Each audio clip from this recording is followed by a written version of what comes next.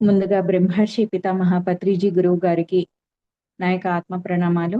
వంశీ కిరణ్ గురువు గారికి నా యొక్క ఆత్మ ప్రణామాలు. వ్యాస భగవానుడికి హృదయపూర్వకంగా నా యొక్క కృతజ్ఞతలు, ఆత్మ ప్రణామాలు. సంజయుడికి నా యొక్క ఆత్మ ప్రణామాలు. వింటున్న మాస్టర్స్ అందరికీ కూడా నా యొక్క ఆత్మ ప్రణామాలు. మాస్టర్స్, ఈరోజు మనము తెలుసుకుంటున్న జ్ఞానం ఏంటి అంటే, ముఖ్యంగా మహాభారతంలో మహనీయులు అన్న కాన్సెప్ట్ లో సంజయుడు అన్న ఒక పాత్ర ఉంది. ఆ యొక్క సంజయుడి ద్వారా మనము అంటే అతని జీవితంలో ఏ ఏ ఏ ఏ సమయంలో ఎలాంటి జ్ఞానాన్ని అందించారు, ఎలా జీవించారు అన్నది మనం మొత్తంగా సంజయుడి యొక్క జీవిత విధానంలో తెలుసుకుందాము. అయితే ఈ సంజయుడు ఎవరు అన్నది ముందుగా తెలుసుకుందాం. ఈ సంజయుడు ఎవరు అంటే, మనము భగవద్గీత అంటే ఈ మహా కురుక్షేత్ర యుద్ధంలో భగవద్గీతను కృష్ణుడు చెప్పేటప్పుడు, అంటే భగవద్గీత ఒకటే కాదు మాస్టర్స్, ఆ యొక్క కురుక్షేత్ర యుద్ధము మొత్తం కూడా రాజు అయిన ధృతరాష్ట్రుడు చూడాలి. కానీ ధృతరాష్ట్రుడు గుడ్డివాడు, అతను చూడలేడు. కాబట్టి అతడికి ఆ యొక్క అక్కడ జరిగేది అంటే అక్కడ ఏం జరుగుతుంది, ఆ యొక్క కురుక్షేత్ర సంగ్రామంలో ఏ సిచ్యువేషన్ జరుగుతుంది, అక్కడ ఎవరెవరు ఏం చేస్తున్నారు, అవన్నీ కూడా వివరించాలి. ఇతడికి ఆ వివరించడానికి ఏం చేస్తారు అంటే, ఈ వేద వ్యాసుల వారు అంటే అక్కడ ఎవరున్నారు, అక్కడ ఎవరు అలాంటి జ్ఞానాన్ని వాళ్ళు తెలుసుకొని ఆ జ్ఞానాన్ని తిరిగి మళ్ళీ ధృతరాష్ట్రుడికి అందించే వాళ్ళు ఎవరున్నారు అని వెతికితే సంజయుడు కనిపిస్తాడనమాట. కాబట్టి ఆ సంజయుడికి ఆ యొక్క జ్ఞానాన్ని అంటే ఆ యొక్క శక్తిని ఇస్తాడు వేదవ్యాసుల వారు. అది ఏం శక్తి అంటే, ఒక తాడై మాస్టర్ లాగా. అంటే అతడు చక్కగా ధ్యానంలో కూర్చుంటాడు, ఎదురుగా ధృతరాష్ట్ర మహారాజు కూర్చుంటాడు. చక్కగా ధ్యానంలో కూర్చొని అక్కడ కురుక్షేత్ర యుద్ధంలో ఏదైతే జరుగుతుందో అక్కడ జరుగుతున్న దానినంతా, ఇప్పుడు తాడై మాస్టర్లు ఎక్కడెక్కడ ఏమేమి జరుగుతున్నాయి అంటే, ఎక్కడో గతంలోకి వెళ్ళొచ్చు, ఫ్యూచర్ లోకి వెళ్ళొచ్చు, ప్రస్తుత జీవితంలో ఎక్కడ ఏం జరుగుతుంది అన్ని తెలుసుకోవచ్చు కదా. సేమ్ అలాగే సంజయుడికి కూడా వేద వ్యాసుల వారు ఆ పవర్ని ఇచ్చారనమాట. కురుక్షేత్ర సంగ్రామంలో ఏదైతే జరుగుతుందో దానిని మొత్తంగా వివరించి ధృతరాష్ట్ర మహారాజుకు చెప్పాలి అని. అలా ఒక శక్తిని ఇచ్చి అతన్ని చెప్పమంటాడు. అయితే ఆ సమయంలో అతడు ఎదుర్కొన్న సంఘటనలు ఏంటివి, ఎలా ఓదార్చాడు, ఎలా ఎలాంటి పరిస్థితులు ఎదుర్కొన్నాడు అని మొత్తంగా మనం ఈరోజు సంజయుడి యొక్క జీవితంలో నుంచి తెలుసుకుందాం. ఈ సంజయుడు ఎవరు అంటే, ముఖ్యంగా ఇతడు రథసారథి అన్నమాట. ఆ రోజుల్లో సూతకులంలో పుట్టిన వారు అందరూ కూడా గుర్రాలను మేపడము, రథాలను బాగు చేయడము, ఇలాంటి వ్యవహారాలే వాళ్ళ వాళ్ళ ముఖ్య వృత్తి అన్నమాట. సుతకులంలో అంటే తక్కువ కులంలో పుట్టినవారు. అలాంటి తక్కువ కులంలో పుట్టిన తక్కువ కులంలో ఉన్న వ్యక్తే ఈ యొక్క సంజయుడు కూడా. అయితే ఈ సంజయుడు ధృతరాష్ట్రుడికి నమ్మిన బంట అనమాట.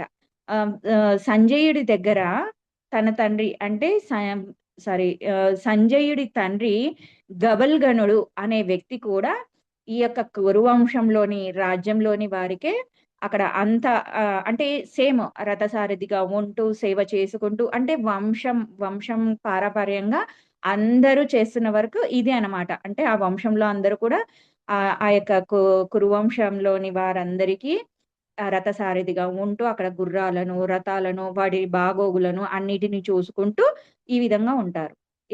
ఆ విధంగా రాజవంశానికి మొత్తం ఈ విధంగా సేవ చేస్తూ ఉంటారనమాట. అయితే సంజయుడు కూడా అలాంటి పనిలోనే ఉంటాడు. అయితే ఈ సంజయుడు కురుక్షేత్ర యుద్ధం మొత్తం అయిపోయాక కూడా ప్రాణాలతో ఉన్న అతి కొద్ది మందిలో ఇతను కూడా ఒకడనమాట, ఈ సంజయుడు. అయితే ఇతనికి సమ్మక్ జయుడు అని అంటారనమాట. ఎందుకు ఇతన్ని సమ్మక్ జయుడు అంటే, ఆ సమ్మక్ జయంలో ఉన్నాడు కాబట్టి సంజయుడు అన్న పేరు వచ్చింది. ఇతనికి ఎందుకు ఆ పేరు వచ్చింది అంటే, ఇతను అధర్మం చేస్తున్న అంటే అతని చుట్టూతో ఉన్న అధర్మం వాళ్ళే ఉన్నారు. అంటే ఇతను అధర్మం తరపు వాళ్ళ వైపే ఉన్నాడు. కౌరవులు అధర్మంలో ఉన్నారు, అయినా సరే వాళ్ళ వైపే ఉన్నాడు. ఉన్నా కూడా ధర్మాన్ని ఎప్పుడు పాటిస్తూ ఉన్నాడు. అంటే అధర్మంలో అధర్మం వాళ్ళ వైపు ఉన్నా ధర్మాన్ని పాటించే వ్యక్తి అన్నమాట. కాబట్టే ఇతన్ని సమ్మక్ జయుడు అని చెప్పడం జరిగింది. ఇతడు అన్ని పరిస్థితులను, అంటే అక్కడ అధర్మం జరుగుతుందా, ఓకే, ఆ అధర్మంలో కూడా అక్కడ ఎవరికి ఎలా చెప్పాలి, ఆ వ్యవహారంలో ఎలా ఉండాలి, అక్కడ ఏ ధర్మ జ్ఞానాన్ని, అంటే ఏ విధంగా ధర్మంలోకి వాళ్ళను తీసుకురావాలి అని ఎప్పటికప్పుడు ఆ పక్కవారిని, అంటే వాళ్ళని ఎన్లైట్ చేయడానికి ఆయన ప్రయత్నం చేస్తూ వచ్చాడనమాట. అంటే రెండింటిని, తన యొక్క ఉద్యోగ ధర్మం ఏంటి, అంటే ఇక్కడ కౌరవుల రాజ్యంలో ఉండాలి, వాళ్ళకు రథాలను బాగు చేస్తూ ఆ విధంగా, అంటే అలాంటి పనులు చేస్తూ వాళ్ళకు సేవ చెయ్యాలి. అంటే ఉద్యోగ ధర్మంలో ఏంటి, మొత్తం అధర్మం ఉంది. కానీ తన యొక్క వ్యక్తిత్వ ధర్మం ఏంటి అంటే కంప్లీట్‌గా ధర్మ మార్గము. అంటే ఎక్కడ ధర్మం తప్పలేదనమాట. అంటే ఉద్యోగ ధర్మాన్ని, వ్యక్తి ధర్మాన్ని రెండింటిని బ్యాలెన్స్ చేసుకొని సమ్మక్ ధర్మంలో జీవించాడు. కాబట్టి ఇతనికి సంజయుడు అని పేరు పెట్టాడనమాట వేదవ్యాసుల వారు. ఇక్కడ మెయిన్‌గా సంజయుడి దగ్గర కులం కాదు గుణం ముఖ్యం అని నిరూపించిన మహాభారతంలో అతి గొప్ప క్యారెక్టర్ అన్నమాట ఇతను క్యారెక్టర్. మహాభారతంలో ఇతని క్యారెక్టర్ చాలా చిన్నది. కానీ ఇతడు చాలా పెద్ద సత్యాన్ని, జ్ఞానాన్ని అందరికి అందించాడు. సంజయుడి జీవితాన్ని ఆధారంగా చేసుకొని వారి నుండి మనం ఏం నేర్చుకోవాలో ఈరోజు తెలుసుకుందాం. అయితే ఇవన్నీ కూడా పాయింట్స్ వారీగా తెలుసుకుందాం. అక్కడ కురుక్షేత్ర యుద్ధము అది జరుగుతూ ఉంటది కదా! అయితే అప్పుడు ఆహ్, ఆ యొక్క సంజయుడికి ఆ యొక్క జ్ఞానాన్ని అందించాడు. ఆ యొక్క పవర్ ఇచ్చాడు. ఇచ్చి అక్కడ ఏం జరుగుతుందో ధృతరాష్ట్రుడికి చెప్పాలి. అప్పుడు మహాభారతంలో కౌరవ పక్షంలో ఉంటూ అంటే ఈ ఈ ఈ పాయింట్ ఏంటంటే మనకు ఆ పవర్ ఇయ్యకముందు ఏం చెప్తాడంటే మనం అధర్మంలో ఉన్నాం కాబట్టి మనకు వినాశనం తప్పదు అని చెప్పి ధృతరాష్ట్రుడికి ధైర్యంగా చెప్తాడనమాట. మనం అధర్మంలో ఉన్నాం మహారాజా, కాబట్టి మనకు వినాశనం తప్పదు. ఇక్కడ సంజయుడి వ్యక్తిత్వం ఎలాంటిది అన్నది మనం ఇక్కడ అర్థం చేసుకోవాలి. చాలా మంది తమ యజమానులు తమ వాళ్ళ దగ్గర అస్సలు లేదు, మనమే గొప్పవాళ్ళం, మనం మహా అద్భుతం, మనమే కరెక్ట్, ఇంకేం లేదు, అవతలి వాళ్ళే రాంగ్ అని, అంటే ఇవతలి వాళ్ళ వాళ్ళు రాంగ్ ఉన్నా సరే ఆ విధంగా చెప్పుకుంటారు. కానీ సంజయుడు అలా కాదు. అంటే తన వ్యక్తిత్వాన్ని మనం ఇక్కడ అర్థం చేసుకోవాలి. తను వ్యక్తిగతంగా మాత్రం ధర్మం మార్గంలో ఎప్పుడూ ఉన్నాడు. కాబట్టే అతడు సమ్మక్ జయుడు అయ్యాడు. అటువైపు కృష్ణుడు ఉన్నారు. మీరు గెలుస్తారని ఎందుకు అనుకుంటున్నారు? యుద్ధంలోకి వెళ్ళొద్దు అని చాలా స్పష్టంగా, ధైర్యంగా తన యజమానికి ధృతరాష్ట్రుడికి చెప్పాడన్నమాట. నిజానికి ఇలా ఎవరైనా, అంటే ఆహ్, బ అంటే ఒకరి కింద పనిచేసేవాళ్ళు ఎవరైనా సరే తన బాస్ ముందర ఎవరైనా ఇలా మాట్లాడితే ఉద్యోగంలో నుంచి తీసేయాలి యాక్చువల్‌గా బాస్. కానీ ఇంకా ఏమంటారు, "నువ్వు వాళ్ళ వైపు మాట్లాడతావా? మా వైపు మాట్లాడతావా?" అని చెప్పి ఉద్యోగంలో నుంచి తీసేయాలి కదా! కానీ ఇతన్ని తీసేయలేదు. తీసేస్తారు అన్న భయంతోనే చాలామంది మనమే గొప్పవాళ్ళం, మనమే గెలుస్తాం ఇలా చేస్తాం. కానీ సంజయుడు నిర్మొహమాటంగా చెప్పాడు. ఏం చెప్పాడు? అటువైపు కృష్ణుడు ఉన్నాడు. అటువైపు ధర్మం ఉంది. మన వైపు అధర్మం ఉంది. ఖచ్చితంగా మనము ఓడిపోతాము. మనకు వినాశనం తప్పదు మహారాజా అని ఖచ్చితంగా చెప్తాడన్నమాట. అయినా సరే ఆహ్, ధృతరాష్ట్రుడు వింటాడు. అంటే సంజయుడు ఎలా అంటే అవతలి వాళ్ళను బాధ పెట్టకుండా, తన యొక్క వ్యక్తిత్వాన్ని కూడా పోగొట్టుకోకుండా, తను ఏదైతే అవతలి వాళ్ళకి చెప్పాలనుకున్నాడో దానిని చక్కగా చెప్తూ వస్తాడనమాట. అది నేర్చుకోవాలి ఈ యొక్క సంజయుడి దగ్గర నుంచి మనము. ధృతరాష్ట్రుడు అటువైపు ధర్మం ఉన్నది. వారికి మీరు ఇవ్వాల్సింది ఇవ్వండి మహారాజా. అంటే ధృతరాష్ట్రుడికి చెప్తున్నాడు. మీరు అటువైపు ధర్మం ఉంది మహారాజా. మీరు వాళ్ళకి ఇవ్వాల్సింది ఇవ్వండి. నీ తమ్ముని బిడ్డలే కదా! నువ్వు మోసం ఎందుకు చేస్తున్నావు? అలా చెయ్యకు అని చెప్పి చాలా క్లియర్ గా చెప్తాడు. సంజయుడిని యొక్క వ్యక్తిత్వాన్ని మనం ఇక్కడ నేర్చుకోవాలి. వ్యక్తి ప్లస్ తత్వం అంటే ఇక్కడ లోపలి తత్వం, ఆ నిజాయితీ ఖచ్చితంగా నిలబడుతుందన్నమాట. ఇక్కడ పర్సనాలిటీ, కలరు, లేకపోతే కులము ఇవేమి ముఖ్యం కాదు. వ్యక్తిత్వం ముఖ్యము. ఎప్పటికీ మనల్ని కాపాడేది ఈ యొక్క వ్యక్తిత్వము అన్నది మనం అర్థం చేసుకోవాలి. ఈ యొక్క సంజయుడికి కర్ణుడికి చాలా దగ్గరి సంబంధం ఉంటుంది. నిజం చెప్పాలంటే చిన్న క్లారిటీ తీసుకోండి. సంజయుడు అధర్మం వాళ్ళ వైపే ఉన్నాడు. కర్ణుడు కూడా అధర్మం వాళ్ళ వైపే ఉన్నాడు. కానీ సంజయుడు తన యొక్క వ్యక్తిత్వంలో మొత్తం ధర్మ మార్గంలో ఉన్నాడు కాబట్టే సమ్మగ్జయుడిగా పేరు పొందాడు. అదే కర్ణుడు అధర్మం వైపు ఉంటూ అధర్మాన్ని ఉపేక్షిస్తూ అధర్మమైన వాళ్ళకి హెల్ప్ చేస్తూ తాను కూడా అధర్మం వాళ్ళ వైపు వెళ్ళాడు. అందుకనే యుద్ధ రంగంలో చివరికి మరణించాల్సి వచ్చింది. అంటే ఎంత తేడా, చిన్న తేడా. ఆ తేడాను గమనించండి వీరిద్దరి మధ్యలో. ఇద్దరు పుట్టింది సూతకులంలోనే. అయినా సరే ఈ సంజయుడికేమో గౌరవం లభించింది, కర్ణుడేమో చనిపోయాడనమాట యుద్ధ రంగంలో. ఆ చిన్న తేడాను గమనిస్తే మన యొక్క వ్యక్తిత్వం ఎలా ఉండాలి అన్నది మనం ఇక్కడ నేర్చుకుంటాం. నెక్స్ట్ పాయింట్, ఎన్ని ప్రతికూల పరిస్థితులు చుట్టుముట్టినా సరే నేర్పరితనం అంటే ఆ సమయాల్లో ఎత్తుకు పై ఎత్తులు వేయాలి, సామధాన దండోపేద భేదాలు ఉపయోగించాలి, చాలా లౌక్యంగా నేర్పరితనంగా ఉండాలి. ఇతను సూతపుత్రుడు కానీ ఇతన్ని ఎప్పుడు తక్కువగా చూడలేదు. ఎప్పుడు ధృతరాష్ట్రుడు తనని పక్కనే ఉంచుకుంటూ సలహాలు ఇచ్చే సలహాదారుడిగా, అంటే కేవలం రథాలు నడిపే ఆ గుర్రాలు నడిపే వ్యక్తి రథసారథిగా కాకుండా ఎప్పుడు తన పక్కనే ఉంచుకుంటూ ఒక సలహాదారుడిగా ఉంచుకున్నాడు అనమాట. అవసరమైనప్పుడు ఇతను ఏం చేస్తాడు సంజయుడు, అవసరం అయ్యింది అనుకోండి అక్కడ ధృతరాష్ట్రకే క్లాస్ పీకేస్తాడు. ఇక్కడ మెయిన్ పొగడాల్సిన సమయంలో పొగడతాడు, క్లాస్ పీకాల్సిన సమయంలో క్లాస్ పీక్తాడు. అవకాశం వచ్చిందని నాకు ఇంకా అవకాశం వచ్చింది అని చెప్పి మళ్ళీ అదే పనిగా క్లాస్ పీకుంటా కూర్చోడు. అలా చేశాడనుకోండి ఆటోమేటిక్గా బాస్ ఉద్యోగంలో నుంచి తీసేస్తాడు. బాస్కి చెప్పే విధానంలో కూడా ఆ యొక్క వైవిధ్యం, నేర్పరితనం అనేది ఉండాలి. అది నేర్చుకోవాలి సంజయుడి దగ్గర. పరిస్థితులు రివర్స్ అయినప్పుడు, యజమానికి చెప్పవలసిన వచ్చినప్పుడు సున్నితత్వంతో వారిని పొగుడుతూ చెప్పాలి. ఆ విపరీత పరిస్థితుల్లో నుంచి ఎలా బయటపడాలి అనే నేర్పరితనాన్ని మనం నేర్చుకోవాలి. ఇతరుల ఆయా పరిస్థితుల్లో, విపరీత పరిస్థితుల్లో నుంచి ఎలా బయటపడాలో వాటిని గమనించి నేర్చుకోవడమే నేర్పరితనం. అంటే ఇక్కడ ఇతరులను చూసి నేర్చుకోవాలి. అంతేకాని ఆ సిచ్యువేషన్ నాకు వస్తేనే నేను నేర్చుకుంటా, నా అనుభవమే కాదు. ఆ ప్రతీది అనుభవం పొందాల్సిన అవసరం లేదు. అటువంటి సిచ్యువేషన్స్ ను మన సీనియర్స్ లేకపోతే మన ముందు వాళ్ళు అలాంటివి ఆ యొక్క సిచ్యువేషన్స్ వాళ్ళ యొక్క సిచ్యువేషన్స్ ఆధారంగా కూడా మనము జ్ఞానాన్ని, నేర్పరితనాన్ని నేర్చుకోవాలి. మన జీవితంలో కూడా ఇలాంటి సిచ్యువేషన్స్ వచ్చినా మనము వాటిని ఎలా నిలదొక్కుని ఆ నేర్పరితనంతో ఎలా బయటపడాలో నేర్చుకోవాలన్నమాట. నెక్స్ట్ రాయభారానికి, అంటే ఇక్కడ మనం రెండవ పాయింట్లో నేర్పరితనం అన్నది నేర్చుకోవాలి సంజయుడి దగ్గర నుంచి.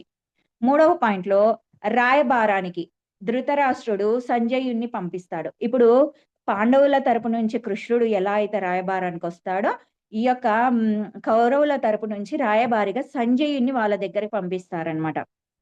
అప్పుడు పంపించినప్పుడు ధృతరాష్ట్రుడు ఏమని చెప్పమంటాడంటే, నువ్వు వెళ్ళి యుద్ధం చేయడం కన్నా అడుక్కు తినడం బెస్ట్, అడుక్కు తిని బతకమని చెప్పు వాళ్ళను, యుద్ధం ఎందుకు చేయాలి వాళ్ళు అసలు అని చెప్పమని చెప్తాడు. అయితే కానీ ఇలా చెప్తే అవతలి వారు ఎవరైనా ఒప్పుకుంటారా? ఆపోజిట్ పర్సన్స్ ఈ విధంగా మాట్లాడితే ఒప్పుకోరు. ఇంకా ఒకవేళ బాస్ చెప్పిన విధంగానే చెప్పాడనుకోండి, అప్పుడు ఇంకా వాళ్ళని రెచ్చగొట్టిన వాడవుతాడనమాట. అయితే ఇక్కడ సంజయుడు ఏం చేస్తాడు, రాయబారానికి వెళ్తాడు. వెళ్ళి ఎలా మాట్లాడుతున్నాడో గమనించండి. ధర్మనందన, మీలో అపారమైన శక్తి ఉంది. మీ తమ్ముళ్ళ పరమేశ్వరుడు ప్రసాదించిన గొప్ప గొప్ప వరాలు ఉన్నాయి. ఇక్కడ ముందు ఆ యొక్క శత్రువులను పొగుడుతున్నాడు ఆ యొక్క సంజయుడు. నువ్వు పుణ్యశీలివయ్యా, నీ తమ్ముల దగ్గర పరమేశ్వరుడు ప్రసాదించిన ఎన్నో శక్తులు, అస్త్రాలు ఉన్నాయి. ఈ యుద్ధం జరిగితే నువ్వు రక్తపు కూడు తింటావు రక్తపు టేరులతో వండిన అన్నం తింటావా నాయనా, ఎందుకు యుద్ధము వద్దు అని చెప్పి లౌక్యంగా మాట్లాడుతున్నాడు ఆ యొక్క ధర్మరాజు దగ్గరికి వెళ్ళి. అంతేకాని ధర్మరాజు చెప్పినట్టుగా నువ్వెందుకు యుద్ధం చేస్తావు, యుద్ధం చేయకు, అడుక్కు తినండి, అడుక్కు తిని బతకండి, ఇలా చెప్పట్లేదు. అంటే వాళ్ళను పొగుడుతూ వాళ్ళకు చెప్పాల్సిన పాయింట్‌ను వాళ్ళకి చెప్తున్నాడనమాట. చాలా లౌక్యంగా చెప్తున్నాడు. ఈ సంఘటనలో మనం లౌక్యము అన్నది నేర్చుకోవాలి. ఎవరి దగ్గర ఎలా మాట్లాడాలి? ఎంత మాట్లాడాలి? చాలా మందికి ఈగో అన్నది ఈ యొక్క యుద్ధాలు ఇవన్నీ కూడా ఈ యొక్క ఈగో వల్లనే జరుగుతాయన్నమాట. సమస్య అన్నది ఏం పెద్ద విషయం కాదు. కానీ అవతల వాడి ఈగోని హర్ట్ అవ్వకుండా డీల్ చెయ్యాలి. దాని పేరే లౌక్యం అన్నమాట. ఇక్కడ మధ్యవర్తులు అందరూ అంటే ఒక ఇద్దరి మధ్యలో ఏదైనా ఒక మధ్యవర్తిగా ఉండి ఏదైనా ఒక వ్యవహారం నడుపుతున్నప్పుడు, అప్పుడు వాళ్ళిద్దరి మధ్య ఆ యుద్ధం జరగకూడదు. ఇద్దరు కలవాలి. అది ఒక కుటుంబం మధ్య కావచ్చు, భార్యాభర్తల మధ్య కావచ్చు, ఏదైనా కావచ్చు. ఒక రెండింటి మధ్య, ఇద్దరు వ్యక్తుల మధ్య కావచ్చు, 2 కుటుంబాల మధ్య కావచ్చు. ఒక మధ్యవర్తిగా మాత్రం వ్యవహరిస్తున్నప్పుడు అవతల వారిని పొగిడి, వారు యుద్ధానికి సిద్ధం కాకుండా శాంతి ఒప్పందానికి తీసుకువెళ్ళి వారిని కలపాలి. ఇది ప్రతి ఒక్కరికి జీవితంలో ఈ నేర్పరితనం అన్నది అవసరం అన్నమాట. ముఖ్యంగా రాయబారిగా మధ్యవర్తిత్వము చేసేవారికి ఈ నేర్పరితనం చాలా ఇంపార్టెంట్. ఇక్కడ సంజయుడి దగ్గర మనం ఈ నేర్పరితనాన్ని నేర్చుకోవాలి. Next point. ఇక్కడ కేవలము పక్క వారిని మాత్రమే పొగడమే కాకుండా మళ్ళీ ఏమంటాడంటే ఏం చెప్తున్నాడు? ధృతరాష్ట్ర మహారాజా, కౌరవుల్లో మహాభయంకరులైన యుద్ధ విపాసలులైన భీష్ముడు, ద్రోణుడు, కృపాచార్యులతో పాటుగా మహాపరాక్రమవంతులు వారి సంతానం ఉన్నారు అని చెప్పి వారిని ఎదురించడానికి పరమశివుడు కూడా సంశయిస్తాడు. అంటే ఇక్కడ ఏం చెప్తున్నాడు? మీరు ఎంత గొప్పవాళ్ళో మా వాళ్ళు కూడా అంతే గొప్పవాళ్ళు. భయంకరమైన కర్ణుడు, భీముడు, భీష్ముడు వీళ్ళందరూ ఉన్నారు. పరశురాముణ్ణి ఆపగలిగిన వారు మా వైపు ఉన్నారు చూడండి అన్నట్టుగా చెప్తున్నారనమాట ఆ రాయబారిగా వెళ్ళి. అంటే మనల్ని మనము అంటే అక్కడ వాళ్ళను పొగుడుతున్నాడు. మళ్ళీ ఇక్కడ తనని అంటే తన వాళ్ళని కూడా ఎక్కడ తగ్గించకుండా వీళ్ళలో ఉన్న గొప్పతనాన్ని కూడా పెంచుతున్నాడు. వీళ్ళ గురించి కూడా చక్కగా చెప్తున్నాడు. మళ్ళీ అవతలి వారిని పెంచకుండా మనల్ని మనం పెంచడం. అంటే ఇక్కడ రెండింటిని బ్యాలెన్స్ చేస్తున్నాడు. అటు వాళ్ళని పొగుడుతూ, ఇటు వీళ్ళలో ఉన్న గొప్పతనాన్ని చెప్తూ రెండింటిని బ్యాలెన్స్ చేస్తున్నాడనమాట. ఇలా బ్యాలెన్స్ చేయగలిగే వ్యక్తి కేవలం ఈ సంజయుడికే చెందిందనమాట. మనలో కూడా ఈ క్యారెక్టర్‌ని డెవలప్ చేసుకుంటే మన జీవితం ఎంతో సుసంపన్నం అవుతుంది. ఇక్కడ మనం నేర్చుకోవాల్సింది ఉద్యోగ ధర్మం. ఉద్యోగ ధర్మం అంటే తన వృత్తి ఏంటి? తను రాయబారిగా అక్కడ తను చేస్తున్న ఉద్యోగంలో రాయబారిగా వెళ్ళాడక్కడ. ఆ యొక్క ఉద్యోగ ధర్మంలో తను చేయాల్సిన మెయిన్ పర్పస్ ఏంటి? అక్కడ శాంతి ఒప్పందం కుదిర్చి ఈ యుద్ధాన్ని ఆపాలి ఎలాగైనా. దానికి ఇతను ఎన్ని ప్రయత్నాలు చేయాలో అన్ని ప్రయత్నాలు చేశాడు. అంటే అక్కడ వాళ్ళను పొగుడుతూ, వాళ్ళ గొప్పతనాన్ని చెప్తూ, ఇక్కడ వీళ్ళను పొగుడుతూ, వీళ్ళ గొప్పతనాన్ని చెప్తూ, "వద్దు నాయనా, రక్తపు టేడు కూడు తింటావా? నీకది తగదు నాయనా" అని చెప్పి ఎంతో సున్నితంగా చెప్పాడు. ప్రేమగా చెప్పాడు. అంటే తన యొక్క ఉద్యోగ ధర్మం ఎలా ఉంది? ఎంత అద్భుతంగా ఉంది అన్నది మనం ఇక్కడ నేర్చుకోవాలి. ఇక్కడ మన బాస్ గురించి, భర్త గురించో, లేదంటే కుటుంబం గురించో, వంశం గురించో, అత్తగారి గురించో, లేకపోతే కోడలు గురించో ఇలా ఎవ్వరి దగ్గరనైనా సరే, ఎవ్వరి గురించి అయినా సరే మనము తక్కువ మాట్లాడకూడదు అన్నది నేర్చుకోవాలి. సరే మనం ఏదైనా మన వాళ్ళ గురించి ఒక విషయం పక్క వారికి చెప్పాల్సి వచ్చినా సరే, మన వాళ్ళ గురించి మనం తక్కువ చేసి మాట్లాడకూడదు. చాలా మంది ఇదే పెద్ద తప్పు చేస్తారనమాట. మా ఆయన అలాంటి వాడు, లేకపోతే నా భార్య ఇలాంటిది, ఇలా చేస్తది. ఇలా 10 మందికి అలాంటి అంటే ఆ యొక్క వ్యక్తిత్వాన్ని మనము పెద్దదిగా చేసి చెప్పకూడదనమాట. అవసరం లేదక్కడ. అది నేర్చుకోవాలిక్కడ. ఇక్కడ ఎవరిని తక్కువ చేయకూడదు. అలాగే మనల్ని మనం కూడా తక్కువ చేసుకోకూడదు. ఇదే ఉద్యోగ ధర్మము. నెక్స్ట్ పాయింట్‌లో ధృతరాష్ట్రుడు దుర్యోధనుడి విషయంలో బాధపడుతూ ఉంటాడు.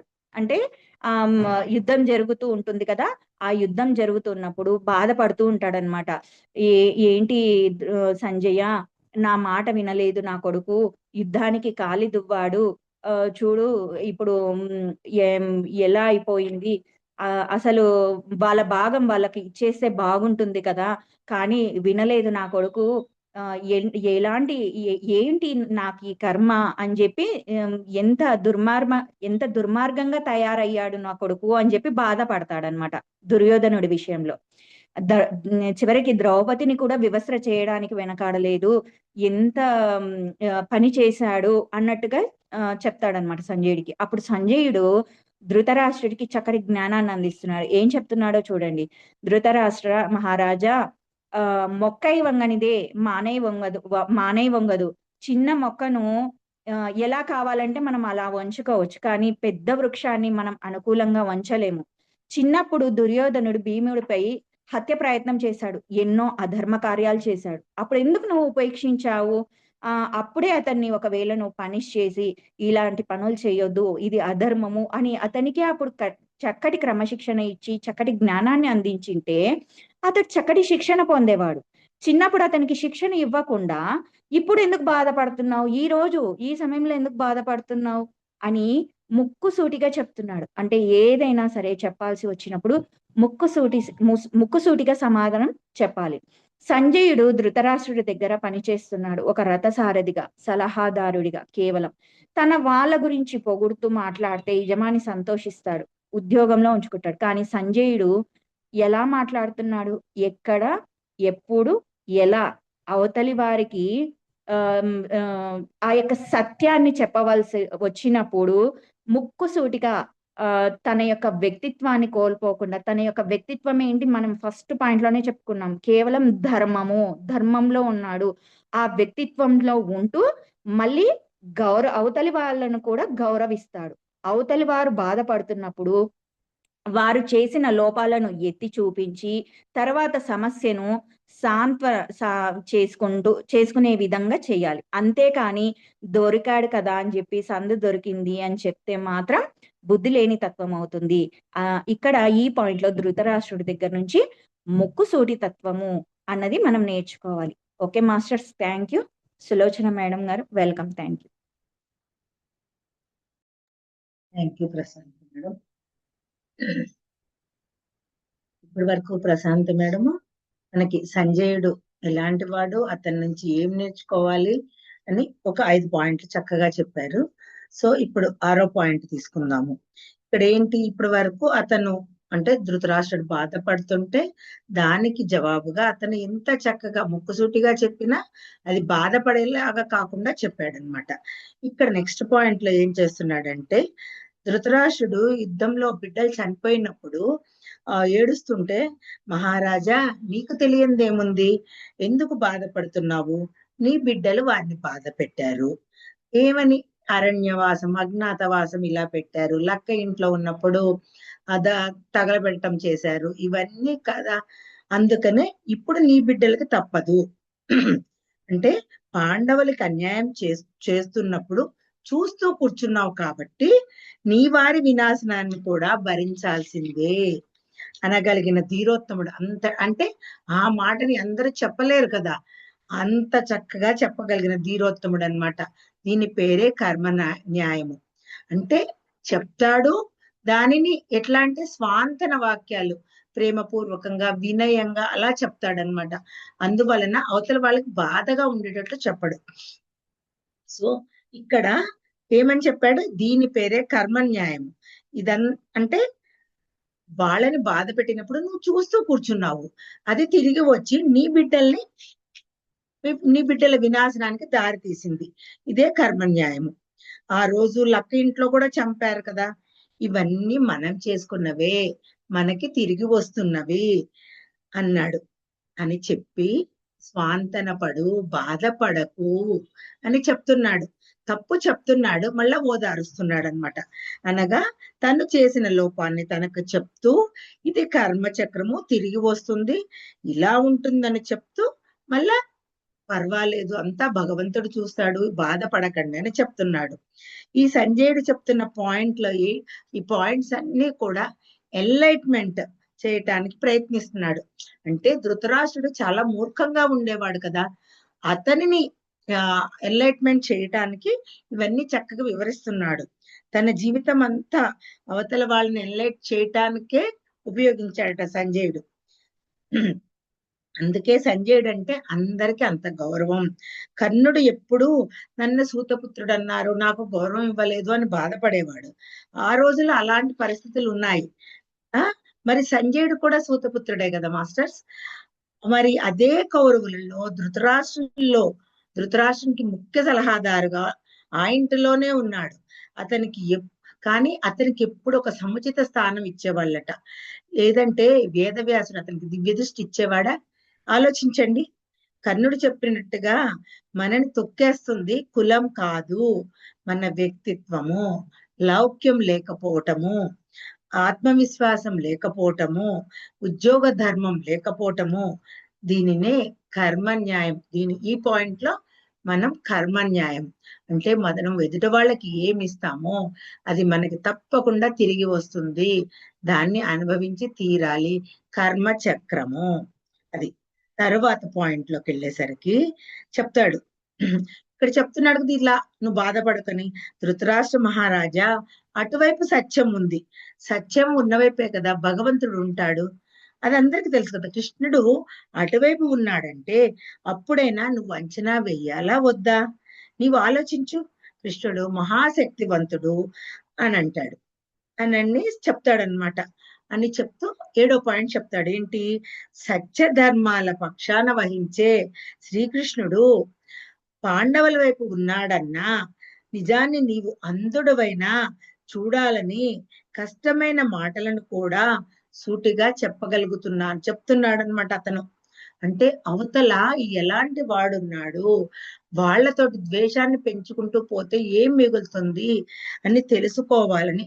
అంటే ఒక యజమానికి నెగిటివ్ గా చెప్పడం అంటే అతనిలో ఉన్న లోపాన్ని ఎత్తి చూపడం అంటే చాలా డేంజర్. అతని ఉద్యోగం పోవచ్చు, ఏదైనా జరగచ్చు, అతన్ని చంపేయనవచ్చు. కానీ ఇతను ఎంత చక్కగా వివరిస్తున్నాడు ఒక్కొక్క పాయింట్ ని చూడండి. సో అలాంటి అంత ధైర్యశాలి, అంత ధీరోత్తముడు సంజయుడు. అంటే ఏంటి? ఇవన్నీ చెప్తే అప్పుడు ధృతరాష్ట్రుడు అంటాడు, ఆ కృష్ణుడు మాయాకృష్ణుడు అంటాడు. అనంగానే సంజయుడు అంటాడు, సరే మీరు మాయాకృష్ణుడు అంటున్నారు కదా, మరి చిన్నప్పుడు గోవర్ధనగిరిని ఎత్తాడు, కాళీయుని మర్దన చేశాడు, అంటే ఆ విషం వచ్చి ఆ నీళ్ళల్లో కలిసి అందరూ రేపలను కాపాడాడు, మరలా ఎందరో రాక్షసుల్ని సంహరించాడు కదా, ఎన్నో లీలలు ఉన్నాయి చూపించాడు కదా, అవన్నీ మాయలా అంటే నిజమే సంజయ, ఇది చెప్తుంటే తెలుస్తుంది. కానీ నేను ఎలా వీటిని విస్మరించాను, నేనంత బుద్ధి లేకుండా ఎలా పని చేశాను. కళ్ళు ఉన్నా అంటే ఇతనికి కళ్ళు లేవు, చూడలేదు అనుకుంటాడు. కానీ కళ్ళు ఉన్నా చూడలేని వాళ్ళని గుడ్డి వాళ్ళు అసలైతే. కళ్ళు లేని వాళ్ళు కాదండి, కళ్ళు ఉన్నా చూడలేని వాళ్ళని గుడ్డివాళ్ళు అంటే. గుడ్డివాళ్ళు అంటే విషయాన్ని గ్రహించలేని వాడు, చూపు లేనివాడు అని కాదు, విషయాన్ని గ్రహించలేనివాడు. ఎవరైతే సత్యాన్ని దర్శించలేరో వారంతా గుడ్డివారని ఖచ్చితంగా బల్లగుద్ది చెప్పాడు ఇతను సంజయుడు. చూడండి ఎంత ఆత్మవిశ్వాసంతో చెప్పాడు. ఈయనకంటే మించిన ఆత్మవిశ్వాసి ఎవరైనా ఉంటారా? ఆలోచించండి. ఇక్కడ ఈ పాయింట్ లో మనం ఏం తీసుకోవాలి? ఆత్మవిశ్వాసం తీసుకోవాలి. అంటే మనం ఏమనుకుంటాము, ఇక్కడ ఊర్లో జంతువుల్ని చంపుతుంటారు, రక్తం ఏరులుగా పారుతుంటుంది, అది తప్పని తెలుసుకొని వారంతా గుడ్డివారు. అంటే ధర్మాన్ని పాటించకుండా అధర్మాన్ని ఉపేక్షించే వారంతా గుడ్డివారు. ఇక్కడ జంతువుల్ని చంపటం అహింస అని తెలుసు, అన్నీ తెలిసినా కూడా వాళ్ళు కళ్ళు మూసుకొని ఉన్నారు. అది అక్కడ చాలా మంది ఏమంటారంటే, అమ్మో అక్కడ వాళ్ళని కనుక చంపొద్దనంటే మమ్మల్ని చంపేస్తారు, దేవుళ్ళకి బలివ్వద్దంటే మమ్మల్ని చేస్తారు అంటారు. ఆ లౌక్యంతో చెప్పటం, ఆ నేర్పరితనంతో చెప్పటం, ఇదే మాస్టర్స్ కావాల్సింది. ఆత్మవిశ్వాసంతో చెప్పటం. ఇప్పుడు మన గురువులు వంశీ సార్ వాళ్ళు వీళ్ళందరూ వెళ్ళి ధ్యాన ప్రచారం చేస్తున్నప్పుడు వాళ్ళందరూ చెప్పలేదా? వాళ్ళందరినీ చంపేశారా? ఆ చెప్పే లౌక్యం ఉండాలి. అది నేర్చుకోవాలి. ఆత్మవిశ్వాసం మనలో ఎప్పుడైతే ఉంటుందో ఆ చెప్పే లౌక్యం అదంతా అదే వస్తుంది. అంటే ఇక్కడ ఏం చెప్పాడు సంజయుడు? ఆ ధర్మాన్ని పాటించకుండా అధర్మాన్ని ఉపేక్షించే వారంతా అని చెప్పాడు. అనగా ఇక్కడ సాయిబాబా కూడా చెప్తున్నారనమాట, ఆత్మ చైతన్యం లేని వారంతా గుడ్డి వాళ్ళే.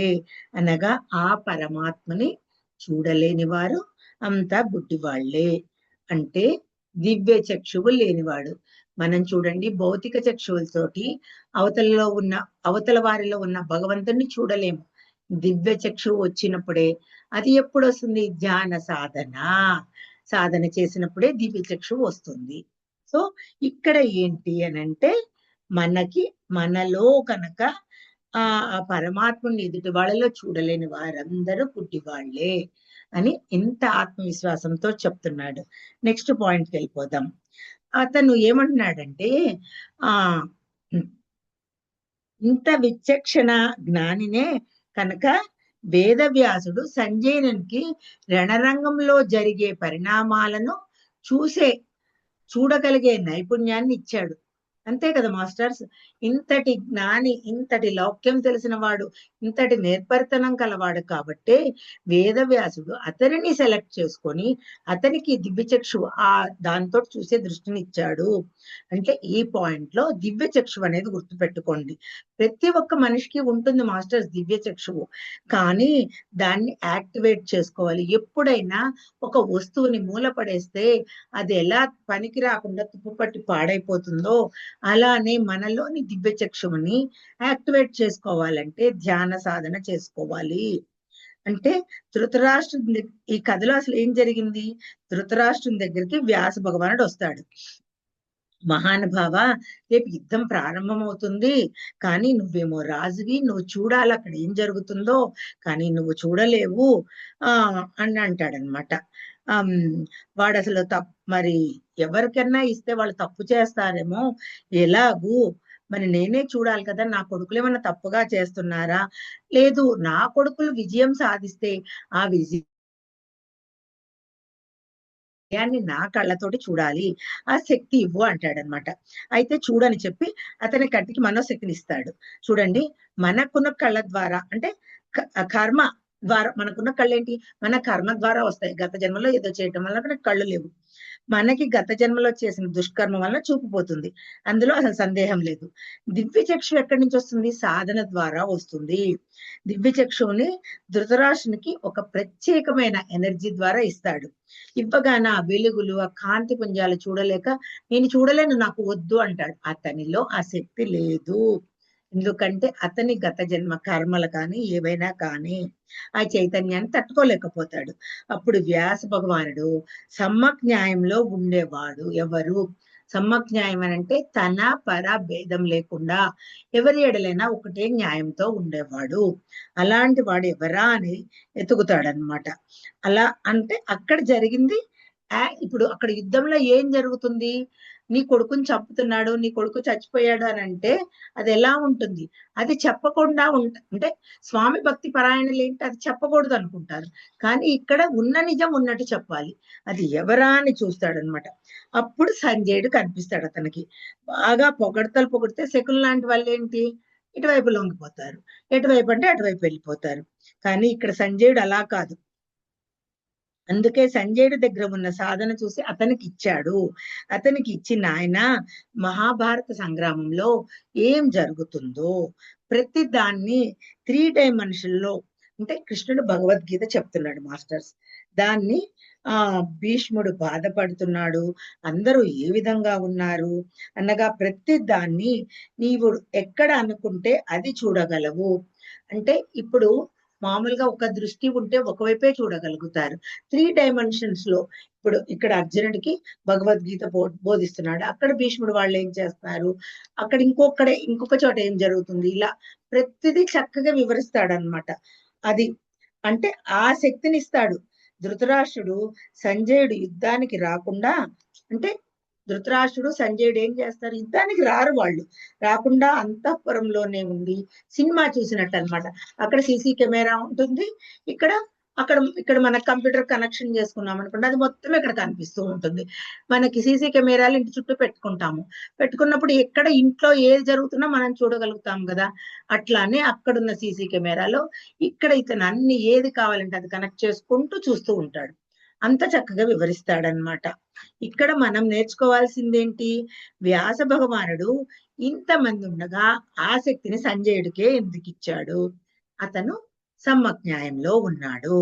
సెకండ్ పాయింట్ ఏంటి, వ్యాస భగవానుడు ఎంతో మంది ఋషులు ఉన్నా వారికి ఇవ్వకుండా ఇతనికే ఎందుకు ఇచ్చాడు? కారణం, వారితో పాటు అంతే ఆ ఋషులందరితో పాటు ఈయన కూడా అంత సాధన చేశాడు. అంటే మీరు ధ్యాన సాధన చేయాలి, సమ్మజ్ఞాయంలో ఉండాలి. మనకి కూడా దేవతలు ఆ శక్తులు ఇస్తారు మాస్టర్స్. నిజంగా మనం ఇప్పుడు సాధన చేసి కళల్లో చూడగలుగుతున్నామంటే ఆ దివ్య చక్షుతోటే మాస్టర్స్ తోటి కనెక్ట్ అయ్యి మనం చూడగలుగుతున్నాము. అది సో ఇక్కడ మనం కూడా దాన్ని ఎప్పుడు మిస్యూజ్ చేయకూడదు. పక్క వాళ్ళకి ఏదైనా కావాలంటే నేను కర్మ చేసి ఆ కర్మను చూసి నీకు చెప్తాను, నేను డబ్బులు తీసుకొని చేస్తాను, ఇవన్నీ కరెక్ట్ కాదు. సో ఇక్కడ యాజ్ ఇట్ ఈజ్ చెప్పాలి. ఇతను ఫీల్ అవుతుంటే అంటే ధృతరాష్ట్రుడు ఫీల్ అవుతుంటాడు, అక్కడ అతన్ని చంపాడు ఇలాగని చెప్తూ ఉంటే అతను ఫీల్ అవుతాడు. కానీ దానిని ఫీల్ అవ్వకుండా మళ్ళా స్వాంతన పరుస్తాడు. ఆ విచక్షణ జ్ఞానం ఇతనిలో ఉంది, అందుకే అతనిని ఎంపిక చేసుకున్నాడు. అలాగే మనకి పైలోక వాసుల నుంచి ఈ దివ్య చక్షువు శక్తులు పొందాలంటే మనం ఏం చేయాలి మాస్టర్స్? దివ్య సాధనతో ఆ ధ్యాన సాధనలో ఉంటూ సమ్మజ్ఞాయంలో ఉండాలి. సో నెక్స్ట్ పాయింట్కి వెళ్ళిపోదాము. ఇక్కడ కర్ణుడు యుద్ధరంగంలో కింద కూర్చొని ఉంటాడు. ఇదే సమయంలో బాణం వేయొచ్చునా అని కృష్ణుడు అంటాడనమాట. అని చెప్తాడు. వెంటనే ధృతరాష్ట్రుడు ఏమంటాడు, కోపం వస్తుంది. మనమైనా అలానే ఉంటాం కదా. అంటే ఇక్కడ సంజయుడు ఏం చెప్తున్నాడు ధృతరాష్ట్రునికి, కురుక్షేత్ర సంగ్రామంలో జరిగే యుద్ధ రీతిని, అక్కడ వారి మనస్థితులను కూడా విపులంగా చెప్పగలిగేవాడు. అదే చెప్పారు కదా, 3 డైమెన్షన్స్ లో చూడగలిగేవాడు సంజయుడు. ఆ శక్తినిచ్చాడు వ్యాస భగవానుడు. సో ఇక్కడ ఆ అర్జునుడికి బాణం వేయనగానే ధృతరాష్ట్రుడు అంటాడు, ఎంత అన్యాయం సంజయ, ఈ కృష్ణుడు ధర్మాత్ముడా, ఇది అధర్మ యుద్ధము, అట్లా చేయవచ్చునా అంటాడు. వెంటనే ఆ కర్ణుడు కూడా అదే ఫీలింగ్ లో అదే మాటలు మాట్లాడతాడు. అంటే ఇక్కడ హృదయంలోకి ప్రవేశించి మాట్లాడుతున్నాడు. అది మాస్టర్స్. అనగానే ఆ కృష్ణుడు అనే మాటని ఈయన కూడా అంటాడు అనమాట. అంటే ఈ సంజయుడు వాళ్ళ హృదయాల్లోకి వెళ్ళిపోయేవాడు. ఇప్పుడు మనం కూడా యుద్ధరంగంలో జరుగుతున్నది చూడొచ్చు. అంటే ఇప్పుడు మనకి ఇరాన్ వాళ్ళ యుద్ధం జరుగుతుంది కదా, మనం కూడా చూడొచ్చు మన దివ్య చక్షు ద్వారా. అది ఆ శక్తిని ఇవ్వమని మనం కూడా వ్యాస భగవాను కోరుకోవచ్చు. ఇక్కడ ఏమంటాడు, ప్రభు అర్జునుడు యుద్ధం చేయను అంటుంటే, అర్జున యుద్ధం చెయ్యి, నీ ధర్మం చేయాలంటాడు. వెంటనే చూడు ధృతరాష్ట్రుడు అంటాడు, సంజయ కృష్ణుడు ఎలా రెచ్చగొడుతున్నాడు.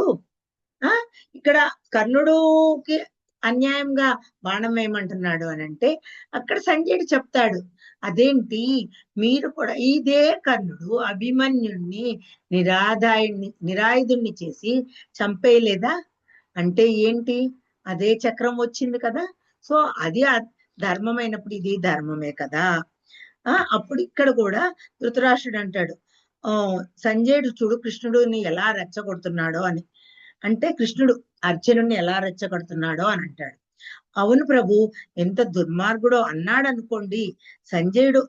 వెంటనే ఏమవుతుంది, ఇప్పుడు స్వామి భక్తి పరాయణంలో వెంటనే అవును ప్రభు కృష్ణుడు చాలా దుర్మార్గుడు, మీరు చెప్పింది కరెక్ట్ అన్నాడు అనుకోండి, ఇంకా యుద్ధం అన్న ఆ అర్జునునికి ఏమి అంటే, ఇక్కడ ఇతను వేరేలాగా చెప్తలేదు, చక్కగా అది కాదు అనే వివరణ ఇస్తున్నాడు.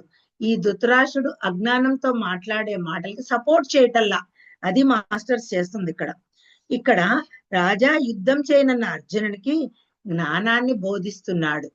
అతనిని యుద్ధం చేయమని రెచ్చగొట్టడం లేదు, జ్ఞానాన్ని బోధిస్తున్నాడు, కర్తవ్యాన్ని బోధిస్తున్నాడు, నీవు వచ్చిన పనిని చెయ్యి అంటున్నాడు, అంతే తప్ప రెచ్చగొట్టడం లేదు. అంటే అతను అప్పుడు కృష్ణుని హృదయంలోకి వెళ్ళాడు. ఇందాక ఇక్కడికి వెళ్ళాడు, కర్ణుడి హృదయంలోకి వెళ్ళాడు. ఆ కర్ణుడు బాధని చెప్పాడు. ఇప్పుడు కృష్ణుని హృదయంలోకి వెళ్ళాడు. అర్జునుడు నేను యుద్ధం చేయనని బాధపడుతున్నాడు. ఎందుకు? అవతల వారు నా పెద్ద తండ్రి పిల్లలు, నా తాత, గురువు, ఎంతో మంది ఉన్నారు, నా బంధుమిత్రులు, వీళ్ళందరినీ నేను ఎలా చంపగలను అది అని బాధపడుతున్నాడు. యుద్ధం చేయనని కాదు అని. చూడండి, అసలు ఆ హృదయాల్లోకి వెళ్ళి ఎంత చక్కగా చెప్తున్నాడో. వ్యాస భగవానుడు కేవలం మనోనేత్రమే ఇచ్చాడు, గుర్తు పెట్టుకోండి. తనకి హృదయంలోకి వెళ్ళిపోయాడు. ఎంత అద్భుతమైన క్యారెక్టరో చూడండి. యుద్ధం చేసేట భీష్ముడు కన్నీరు కారుస్తుంటాడట యుద్ధం జరుగుతున్నప్పుడు.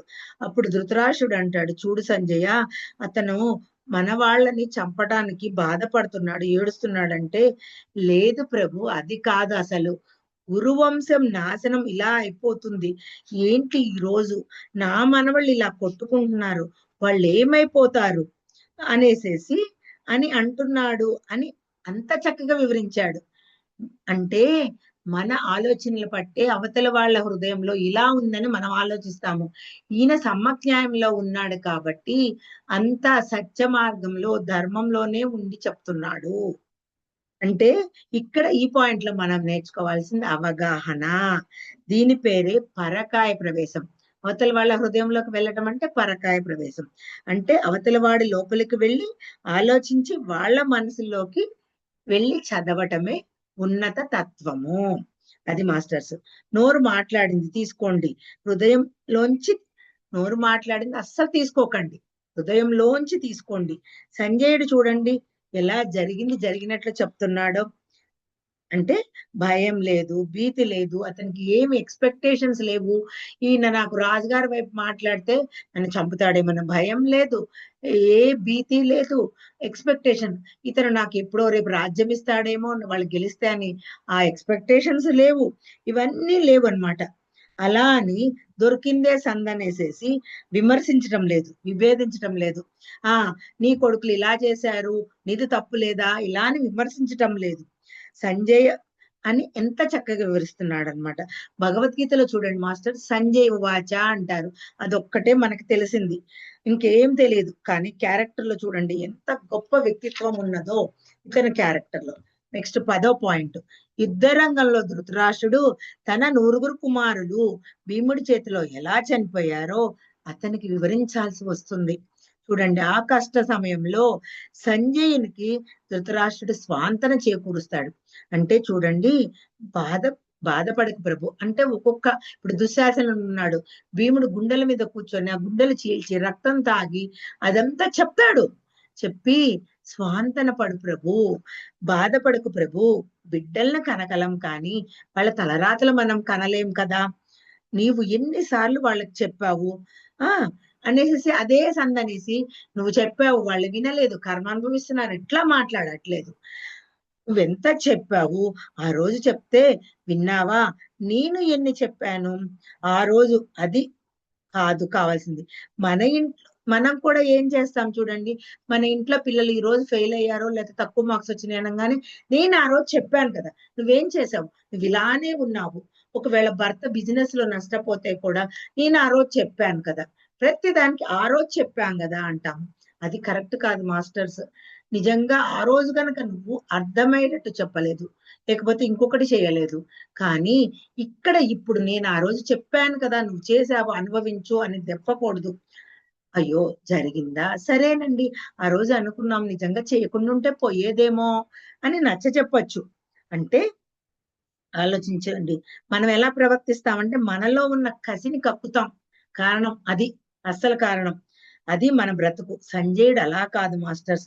ప్రభు బాధపడవద్దు, ఆ రోజు నీవు చెప్పావు నీ బిడ్డలకి, కానీ వినలేదు, కనీసం 5 ఊళ్ళు ఇవ్వు అన్ని చెప్పావు, వినలేదు. నీకు తెలియని సత్యమా ప్రభు.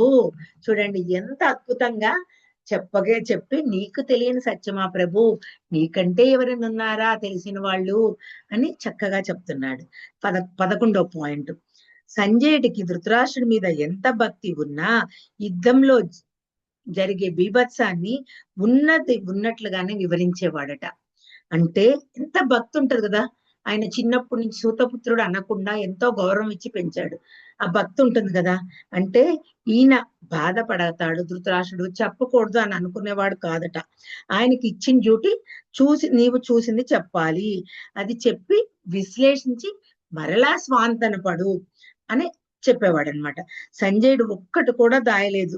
కృష్ణుడు చెప్పిన భగవద్గీత మొత్తం కూడా చెప్పేవాడు. ఈయనకి అర్థమయ్యేది కాదు.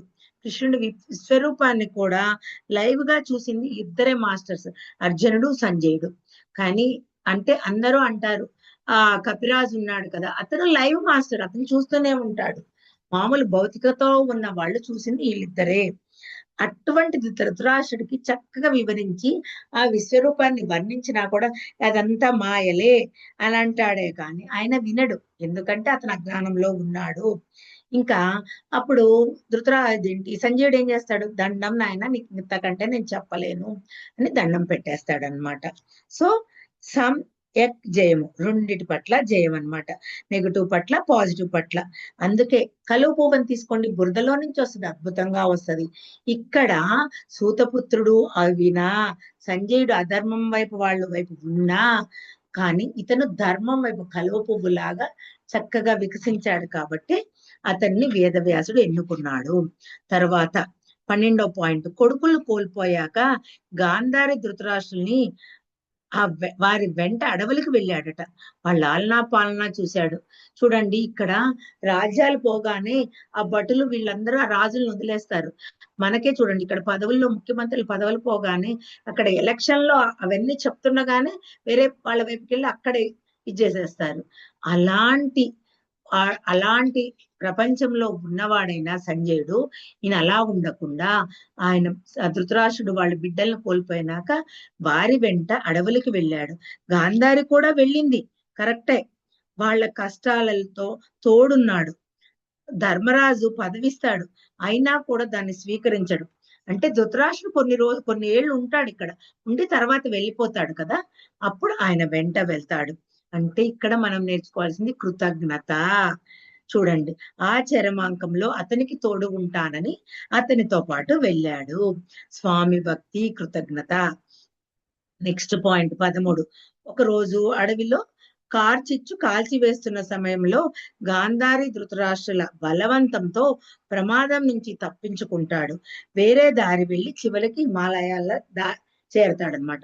ఇక్కడ ధృతరాష్ట్రుడు వాళ్ళతో వెళ్తాడు కదా, అక్కడ వెళ్ళినాక వాళ్ళ కుటీరం ఏర్పరచుకొని అక్కడ వాళ్ళు గాంధారి, ధృతరాష్ట్రుడు, కుంతి ఉంటారు.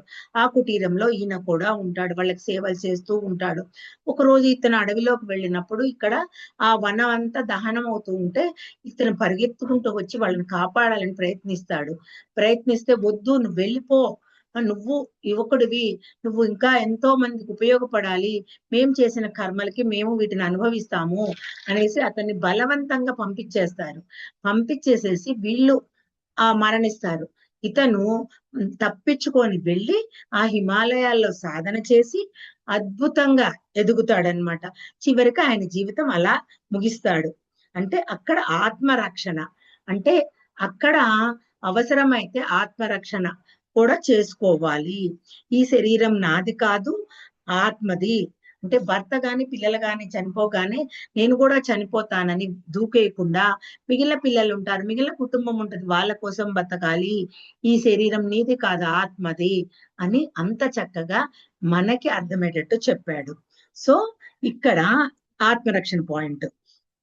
అంటే ఇక్కడ మనం ఎన్ని నేర్చుకోవాలి చూడండి, ఒక్కసారి చెప్తా. వ్యక్తిత్వం, నేర్పరితనం, లౌక్యం, ఉద్యోగ ధర్మం, ముక్కుసూటితనం, కర్మన్యాయం, ఆత్మవిశ్వాసం, ధ్యాన సాధన, అవగాహన, స్వాంతన, నిజాయితీ, కృతజ్ఞత, ఆత్మరక్షణ. ఆయనలో ఉన్న గొప్ప లక్షణాలను తీసుకొని మన జీవితాన్ని సుసంపన్నం చేసుకుందాము. మనకిక్కడ గుణం, కులం కాదు, గుణం ముఖ్యము అని, మనం పుట్టిన జన్మ ముఖ్యం కాదు, మన వ్యక్తిత్వము మన జీవితాన్ని సుసంపన్నం చేసుకోవటానికి ఉపయోగపడుతుంది. కృష్ణుడు ఏం చేస్తాడు, చివరికి ధర్మరాజును కూడా తీసుకొచ్చి ఇతని దగ్గరకి జ్ఞానాన్ని బోధించేటట్లు చేస్తాడు. అంతటి గొప్పవాడు సంజయుడు. ఆ మహానుభావునికి నమస్కరిస్తూ ఈ క్లాస్ ముగిస్తున్నాను మాస్టర్స్. బ్రహ్మర్షి పత్రిజీ గారికి నా ఆత్మవందనాలు. అలానే ఈ జ్ఞానాన్ని వంశీ సార్ ద్వారా నేను అందుకున్నాను. సార్కి కృతజ్ఞతలు. వింటున్న మీ అందరికీ నా కృతజ్ఞతలు. వ్యాస భగవానునికి, శ్రీకృష్ణుడికి నా ఆత్మ ప్రణామములు. Thank you so much masters.